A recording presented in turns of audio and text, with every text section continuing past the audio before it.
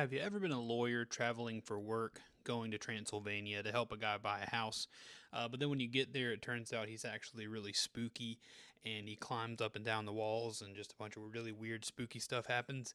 And then you and your friends just figure out a way to, deal with that. If that sounds like you might be Jonathan Harker from Dracula.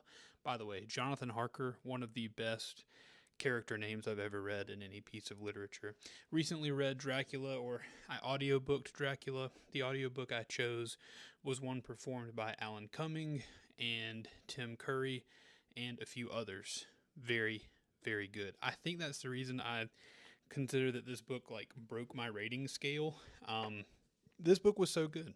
If I could give it 6 stars, I would, but I've never given anything 6 stars before, and I'm afraid to do it now for Dracula. But just 5 out of 5, so good. No notes, in my opinion.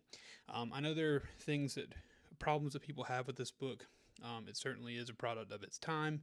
It was written before 1900. And one thing that I'm always taken back to as I was listening to and reading this book is that how terrifying this book must have been in the time period that it was published.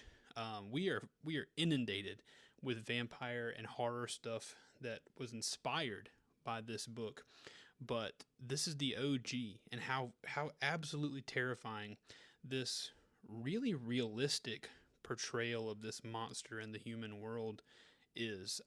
This book is written. You consume the whole thing as letters and correspondence between these friends as they deal with the Dracula problem, journal entries once they finally get together, that kind of thing. So there's no actual like story written down per se, third person. It's all first person journal entries, which adds to the spookiness, where you as the reader can see like, oh, this person's going through this thing and this person's going through this thing at the same time, and they don't understand that it's the vampire. It's very spooky. It's very good. I highly recommend it. It is a very wordy book.